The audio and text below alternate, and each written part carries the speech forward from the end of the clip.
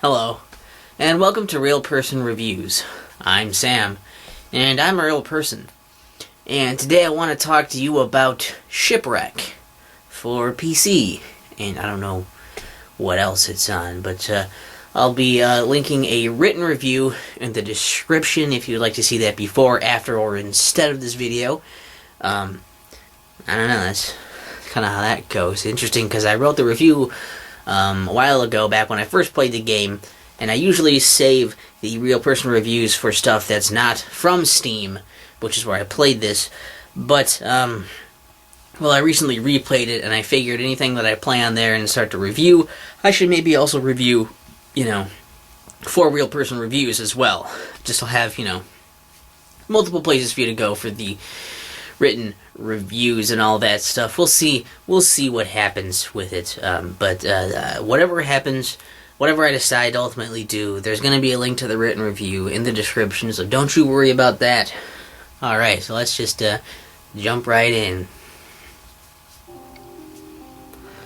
So Shipwreck, I guess, is a retro-styled top-down 2D adventure game. And I guess you might call it a Zelda-like, or I guess it's kind of like a bite-sized Zelda game. It's sort of how I feel about it. And it's a game where basically the story, I guess, is that you're on a ship, and then a storm wrecks your ship, so that's the shipwreck, and then you get washed up on the shores of this island. And apparently there's a ship on the island. I don't know, I guess I don't remember now if it is your ship that's being repaired or if there's just a different ship there you want to use. It might have been that. But you can't set sail because the mayor will not allow it because there's too many storms and says it's too dangerous, which obviously it is because that's how you ended up there. And then you're asked to help with this problem. Basically the problem is that a ghost has taken refuge in the lighthouse and has locked itself away inside of that lighthouse. So you have to go to these 4 temples that are conveniently located in the 4 corners of the island, and then retrieve the seals, like seals of life or something like that. I forget exactly their technical name. I played this over kind of a longer stretch of time this time around too, so it's not super important. What basically it is that there's that problem. You have to go to these 4 dungeons. You have to go through the dungeons, fighting enemies, solving minor puzzles, getting items to help you fight the enemies and solve the puzzles, and then retrieving those seals. Once you get all of the seals, you can then go to the lighthouse. You can then open the door and then try to fight the final boss, and ultimately try to rid the island of their ghost problem. And then, of course, the storms will clear up, and then hopefully you'll be able to just leave and go back home. That's kind of the idea. And like I said, it plays a lot like a Zelda game, kind of similar to something like A Link to the Past or Link's Awakening, in the visual style and the way that it's played as well. You just walk around, and you can switch between your items. There's a slot for the A button. I play with the controller. So there's 2 item slots. You can switch out your items to whatever things you want on those 2 slots. You get dungeon maps in the dungeons. You can get coins, which help you buy ammo and health things. There's the health system is basically that you do have hearts, and you can get these big hearts, which basically expand your health meter from the initial 3 hearts. You can pick up apples. You can pick up or buy apples, which and there's also bread, and each of those can be used as an item in your inventory. You can take them out, and that's how you heal, is by eating them, rather than just picking up health laying on the ground. Yeah, there's different locations. There's a desert, there's a swamp, there's like a mine, and the desert, swamp, mine, and a forest, I guess, was the other one.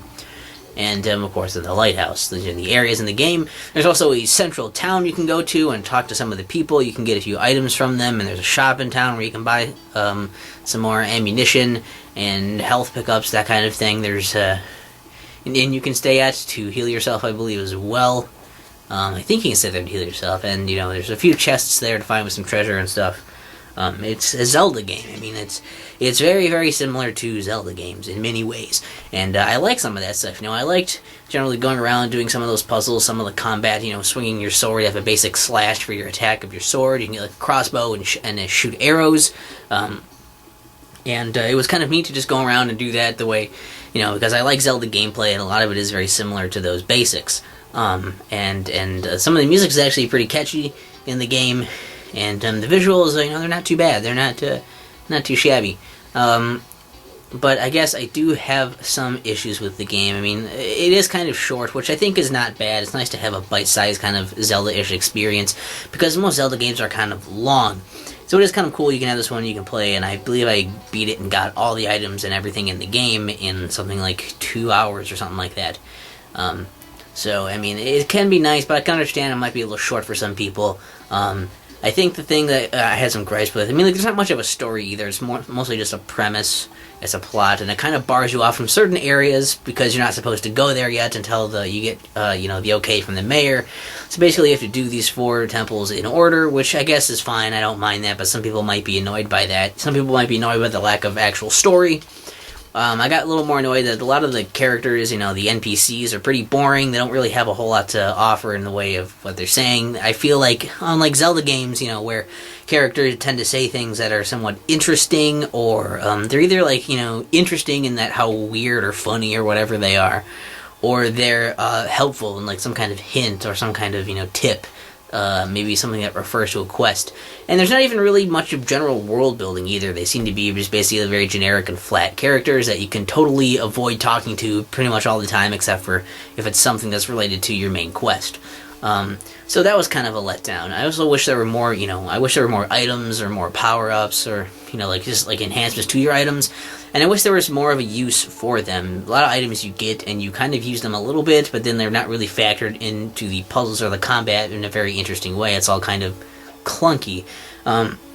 Big example is that for the mine, you need to get a pickaxe. You can get the pickaxe, and then you can use it, basically swings in the same kind of arc as the sword. It's a little slower and doesn't have as long of a reach as the sword. So it can be used for combat, it just doesn't seem like it's as good in general. But it's used to destroy rocks, and you need to get that in order to destroy the rocks in front of the mine so that you can get into it and do that level. Which is something that, Zelda games do similar things to that.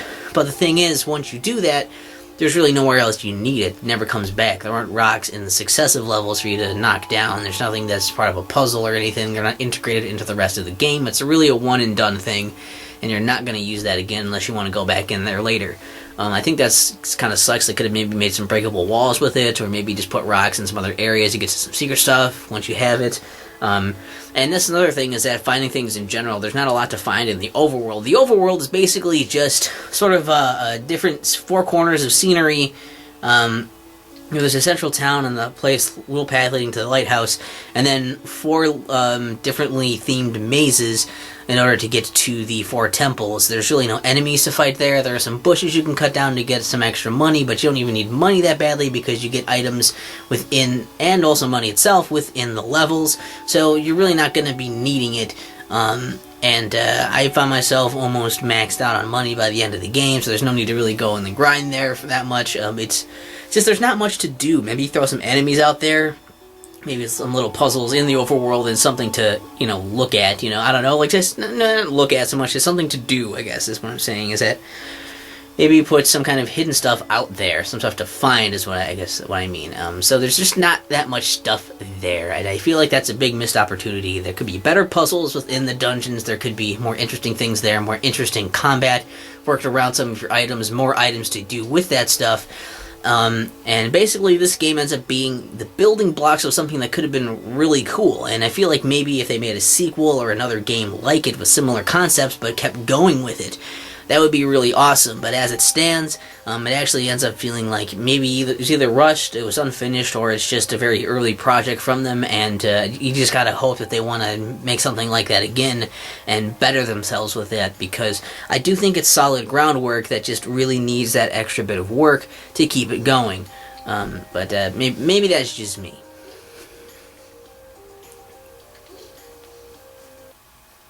So Shipwreck, I can't hold it up. It's digital. It's cool. Like I said, it's a bite-sized Zelda game. I would really rather this. I don't know if it would even be able to get there or not, but I'd rather have this on something like my 3DS to just kind of play on the go. Would be pretty nice. And it's only like $3, like full price. So it's not like they're asking for a lot for it. It's definitely if you like Zelda games, or if you're looking to just kind of test out the basics of what a Zelda game is without paying, full Zelda game price, even though you can just get the original Legend of Zelda on your 3DS and other things, Wii U and stuff. It's only like $5, I think. But for $3, you have Steam, and like you want to give it a shot. It's good for that. It's good for people who are big Zelda fans like myself. I think you'll still enjoy it, even if it can be a little frustrating in the shortcomings. It definitely has the beginnings of a good game, of a great game. Really, it's a good game. It's a fine game. It's a little lacking. It needs more to it. It's a smaller, shorter experience. So I guess with that in mind, you probably wouldn't necessarily mind it too much. But if you're not a Zelda fan, then this game probably isn't really going to be all that spectacular. It's probably going to be a very meh game that you finish fast. I said quick and fast. It came out quest. If you finish it fast, and I guess you can get all the achievements easily if you're an achievement hunter. It's a game that I think you should play, especially for how cheap it is. Wait for a sale if you really think it's not cheap enough yet, and just try it out. Because like I say, I think it was only like $3. That might have been all it was. I could be wrong. It could be more than that. I might have to go look again, but it's pretty cheap. And it's a nice little experience. That's Zelda basics, bite-sized Zelda, without as much of the charm.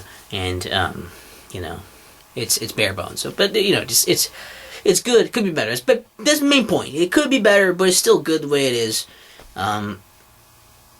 Check it out, Shipwreck. I hope you guys enjoyed it. I'm looking to review more games on Steam as I complete them, or at least finish them.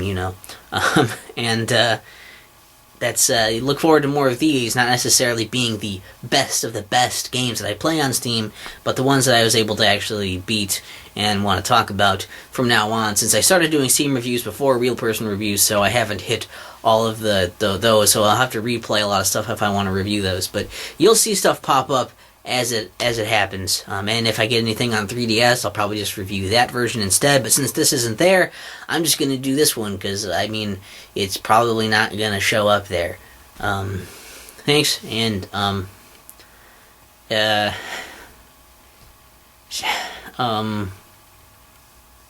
I couldn't think of a thing that related to Zelda with this, so I don't know. Maybe this whole episode was just a dream. There, I made a reference.